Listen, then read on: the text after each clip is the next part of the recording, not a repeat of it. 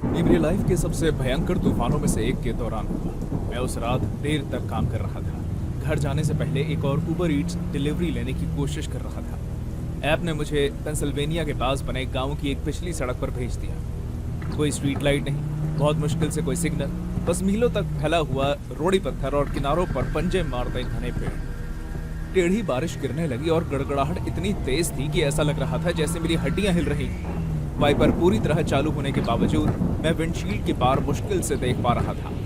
जब जीपीएस बंद हो गया और फोन की रोशनी काली हो गई तो मैं घबरा गया और किसी ऐसी जगह की तलाश करने लगा जहां मैं रुककर इंतजार कर सकूं। तभी मैंने सड़क के किनारे एक छोटा सड़ता हुआ लकड़ी का ढांचा देखा।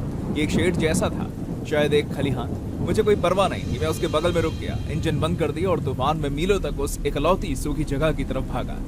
जैसे ही मैंने अंदर कदम रखा मुझे पता चला कि कुछ गड़बड़ है। गीली घास, फफूंद और किसी और चीज की बदबू, इस सड़न की गंध मेरे नाक में घुस रही थी। हवा भारी लग रही थी, सांस लेना लगभग मुश्किल। शेड के अंदर अंधेरा था, सिवाय कभी कभार लकड़ी की दरारों से चमकती बिजली की चमक के। मैंने थोड़ा और साफ देखने के लिए अपना लाइटर जलाया। तभी मुझे एक सेकंड के लिए दिल का दौरा पड़ गया। कोई पहले से ही शेड के अंदर था। कौन है वहां? एक बूढ़ी औरत कोने में झुकी हुई मिट्टी के फर्श पर मुट्ठी भर फफूंद लगे ओट्स बिखेर रही थी। उसने अपने कंधों पर एक फटी हुई शॉल ओढ़ी हुई थी जो भीगी हुई थी और उसकी त्वचा से चिपकी हुई थी। उसके सफेद बाल उसकी पीठ पर उलझी हुई रस्सियों की तरह लटक रहे थे। माफ करना, मैंने कहा, मैं बस कुछ मिनटों के लिए यहाँ पर आया हूँ। बारिश कम होते ही मैं चला जाऊंगा। उसने मेरी तरफ नहीं देखा, बस बुदबुदाती रही। घोड़ों को भूखा रखना बिल्कुल अच्छी बात नहीं है। मैंने इधर उधर देखा, शेड खाली था। ना कोई जानवर, ना कोई थान, ना कोई घास का गड्ढा, लेकिन फर्श पर गहरे ताजे दिखने वाले खुरों के निशान थे। कुछ में अभी भी पानी जमा था, मानो कुछ मिनट पहले ही बने हों, लेकिन वहां कोई घोड़ा नहीं था। मैंने खुद से कहा कि शायद ये औरत मानसिक रूप से बीमार है, शायद कोई अवैध कब्जा करने वाली। मैंने एंट्री गेट के पास ही रहने और उसमें शामिल ना होने का फैसला किया। तभी उसे खांसी आने लगी। कोई सामान्य खांसी नहीं, कुछ गीला और घुटन भरा। वो घुटनों के बल बैठ गई और गला पकड़ लिया। मैम, मैं एक कदम आगे बढ़ा, समझ नहीं आ रहा था कि क्या करूं। क्या आप ठीक हैं? वो खांसती रही, मुश्किल से बोल पा रही थी। जब मुझे लगा कि वो बेहोश होने वाली है तभी उसने अपने मुंह से कुछ निकालना शुरू कर दिया। ये लंबे काले बाल थे, एक के बाद एक, मानो उसके गले में ठूंस दिए गए हों। उसकी आंखों में आंसू भर आए और वो घुटती हुई फुसफुसाई, जैसे कुछ बोलने की कोशिश कर रही हो। उन्होंने कहा था कि मुझ पर भूत सवार है। उसका शरीर एक बार ऐंठ गया, दो बार, फिर सब कुछ थम गया। उसने धीरे से अपना सर मेरी ओर घुमाया और भगवान की कसम उसकी आंखें पूरी तरह से सफेद हो गई और उसकी आवाज अब उसकी नहीं थी। ऐसा लग रहा था जैसे उसके अंदर कुछ और बोल रहा। तुमने उन्हें वापस ला दिया। उसका जबड़ा धीरे धीरे एक बड़े गड्ढे में फैल गया और मैं रात में चीख पड़ा। ऊपर से बिजली कड़कने पर शेड कराह उठा। मुझे ये समझने में देर नहीं लगी कि उसका क्या मतलब है। मैं मुड़ा और बिना पीछे देखे तूफान में तेजी से भागा। मैं अपनी कार में कूदा, चाबियां ढूंढी और उस जगह से ऐसे भागा जैसे ये मेरी जिंदगी और मौत का सवाल है। शायद हुआ भी था। घर पहुंचने के बाद भी मैं उसे भुला नहीं पाया। उसकी आवाज, बाल, खुरों के निशान। मैं सोचता रहा कि उसने क्या कहा। उन्होंने कहा कि मुझ पर भूत सवार है। मैंने आधी रात उसे ढूंढने में बिता दी। मुझे पता चला कि वो शेड 1994 की एक कहानी से जुड़ी एक वीरान जमीन का हिस्सा था।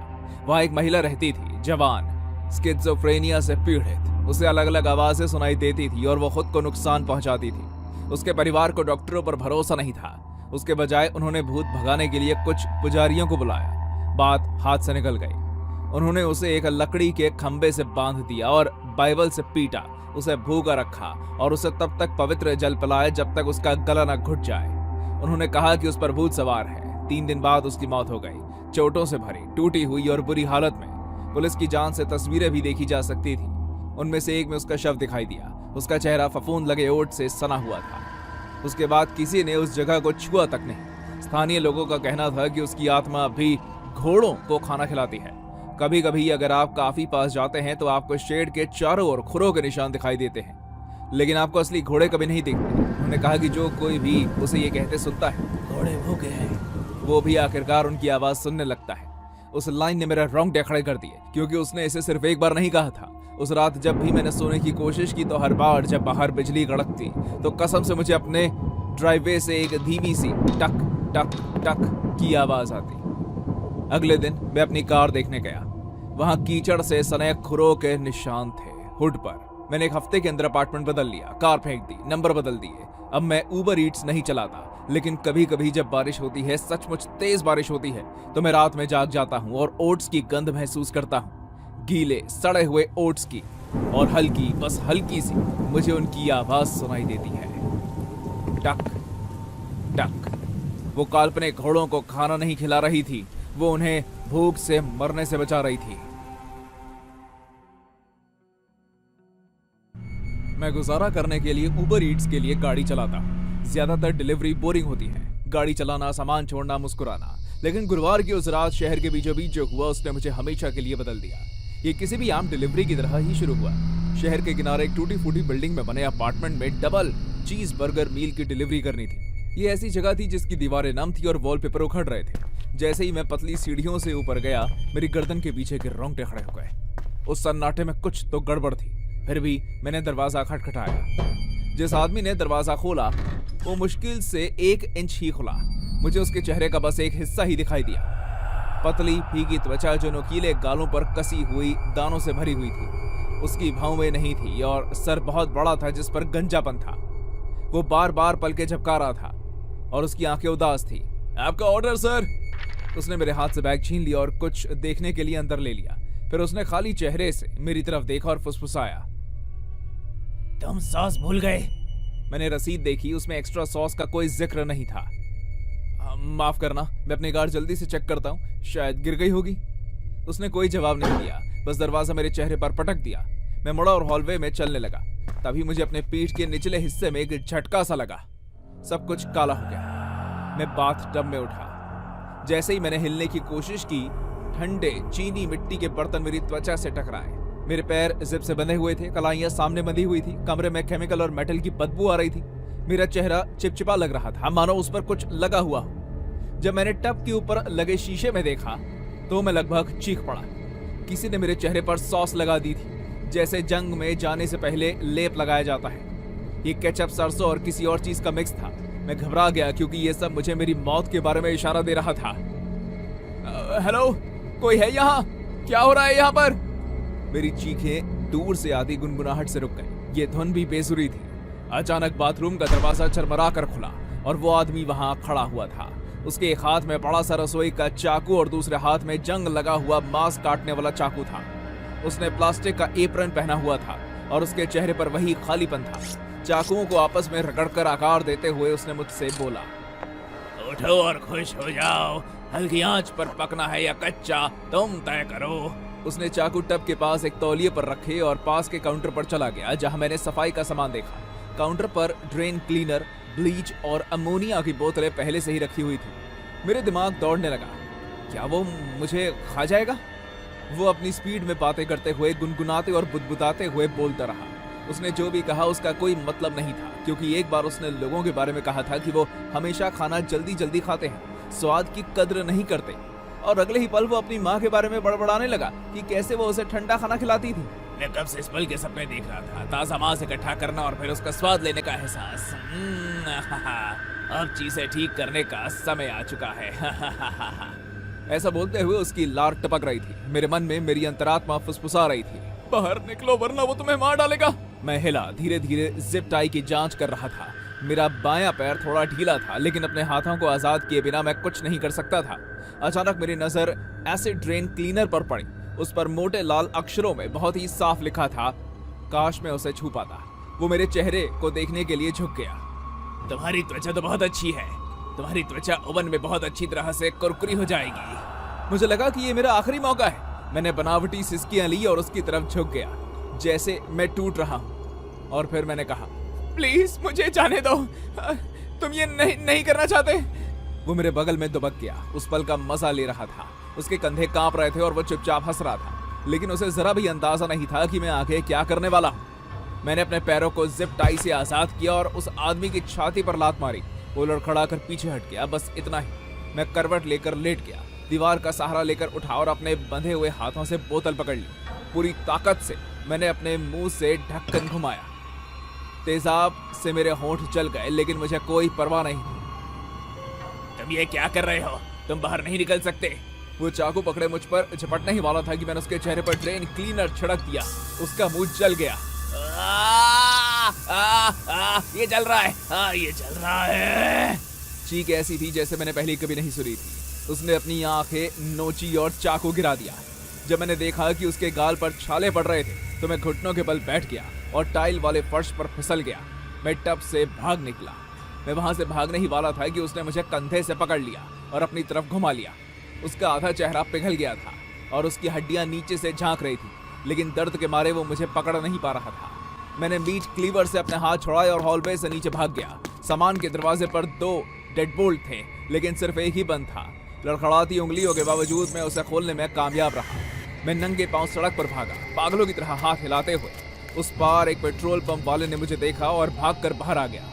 मैं उसके सामने गिर पड़ा, सिसक रहा था। मेरे मुंह पर अभी भी सॉस लगी हुई थी, जिप से बंधा हुआ था और होंठों पर छाले पड़ गए थे। क्लर्क मुझे अस्पताल ले गया था, जहां से उन्होंने पुलिस को भी बुला लिया। मैंने उन्हें उस आदमी के बारे में हर छोटी बड़ी बात बताई जो मुझे याद थी। पुलिस ने उसे घंटों बाद ढूंढ निकाला। वो आधा बेहोश था, चेहरा खराब था और अभी भी मसाले के बारे में बुदबुदा रहा था। उसके अपार्टमेंट में मांस से भरा एक फ्रिज था और बात सिर्फ जानवरों की नहीं थी। उसके बाद मैंने उबर ईट्स छोड़ दिया, यहाँ तक कि मैं किसी फास्ट फूड की दुकान में भी बिना पसीना बहाए नहीं जा सकता। कई बार जब मैं आंखें बंद करता हूँ तब भी मुझे उसकी आवाज़ सुनाई देती है। मुझे अक्सर बुरे सपने आते हैं जिनमें मैं उसे अपने बिस्तर के बगल में खून से सना प्लास्टिक का एप्रन पहने 2 चाकू पकड़े और उन्हें रगड़ रगड़ कर तेज करते हुए देखता हूँ। वो कान कान तक मुस्कुराता हुआ और फिर मुझसे पूछता है, धीमी आंच पर पका हुआ या कच्चा पकना चाहोगे? तुम तय करो।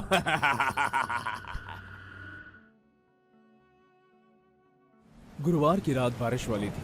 ऐसी बारिश जिसमें खिड़कियों से बिजली की गड़गड़ाहट गूंजती हो और लाइटें बस इतनी टिमटिमाती हो कि घर में अकेले होने पर बेचैनी।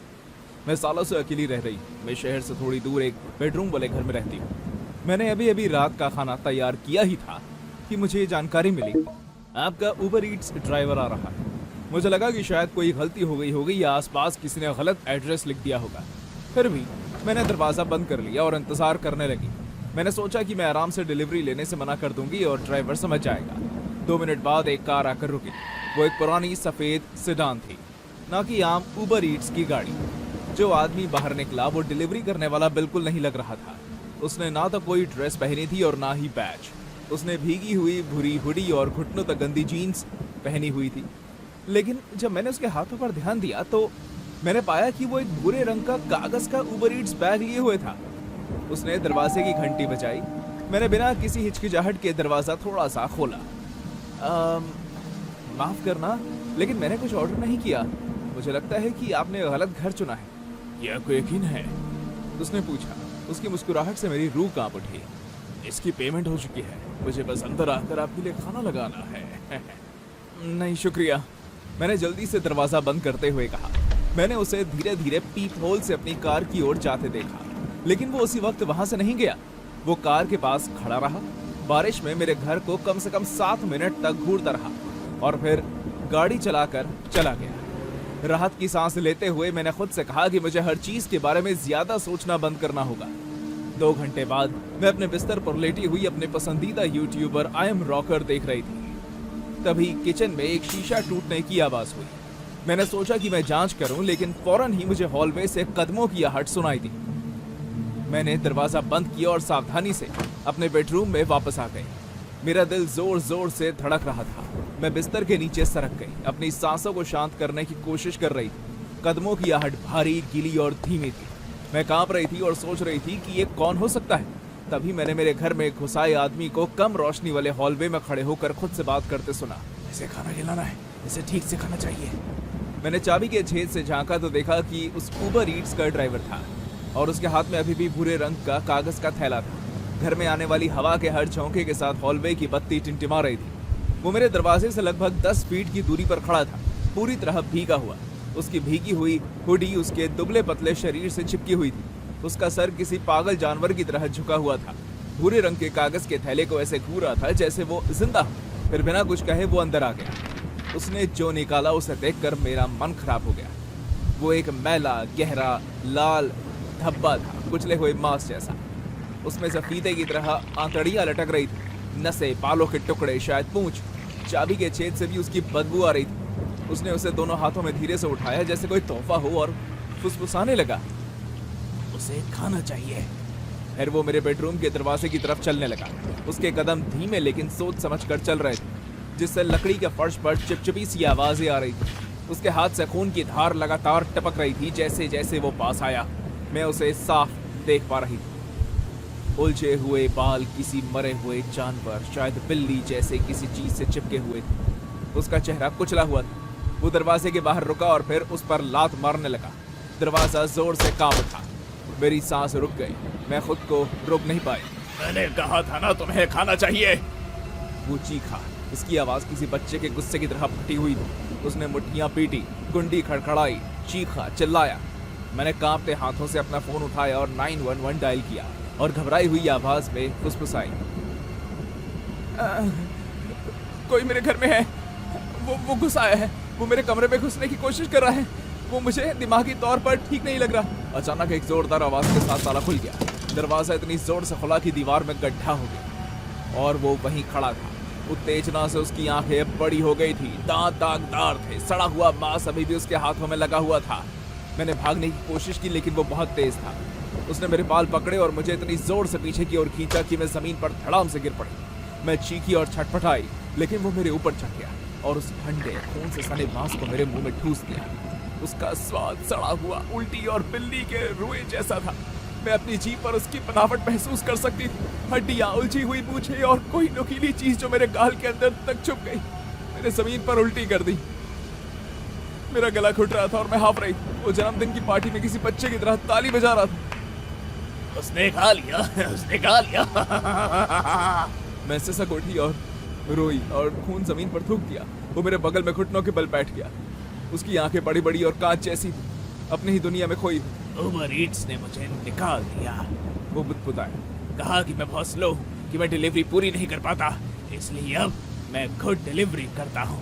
अगर मैं कर सकूँ तो कोई भूखा नहीं रहता। उसकी मुस्कान गायब हो गई और वो फिर से बैग में हाथ डालने लगा। पता नहीं मुझ पर क्या आया लेकिन मुझ में कुछ हुआ। मैं बाथरूम में भागी। मैंने दरवाजा जोर से बंद कर दिया और जैसे ही उसने फिर से जोर से मारना शुरू किया, मैंने दरवाजा बंद कर दिया।